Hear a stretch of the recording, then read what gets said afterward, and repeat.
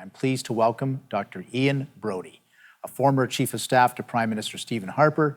Ian is now a professor of political science at the University of Calgary, specializing in Canadian and global affairs. Ian, welcome to the program.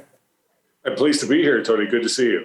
So great to have you on the program, of course. And of course, we're into the home stretch of the federal election campaign. So I really have to start with this important yet general question. What do you make of it all? Were there any big surprises to you or shocks to you as this campaign has unfolded?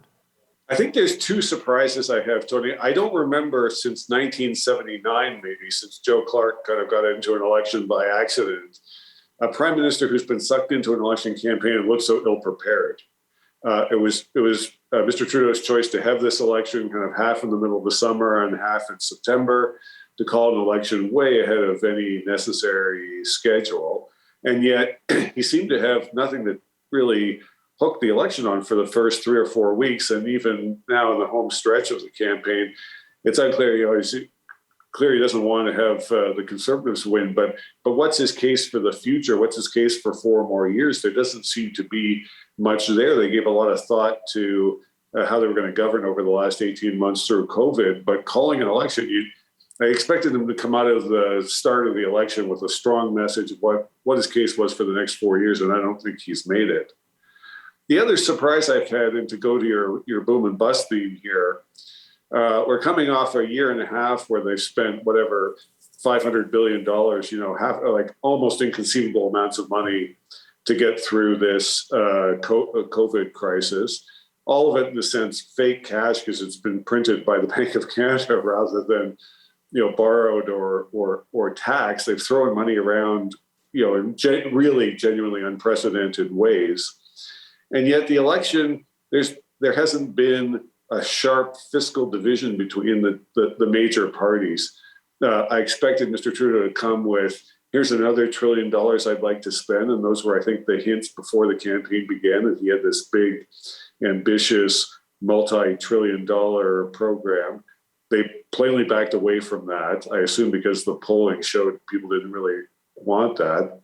But we also haven't had much of a discussion about returning to some sense of fiscal normal or monetary normal. How do we get back to kind of business as usual here?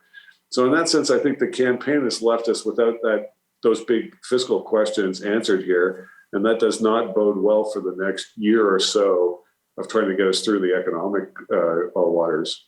And yet we had a prime minister who now infamously said during the campaign he wasn't going to concern himself with monetary policy because he cared too much about people.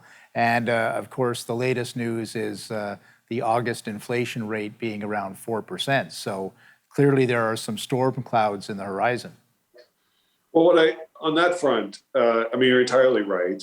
The polling shows that the number 2 or number 3 issue is rising cost of living. The cost of living spinning out of control. I hear this every time I go out to the grocery store, somebody commenting about cost of living issues. Of course, monetary policy is the cost of living issue. He started the campaign by saying, I don't really care about your cost of living because I care about people. Okay, fine. He got away with that, I think, during the course of this campaign. But whether he cares about the cost of living or not, the cost of living cares about him and it cares about us.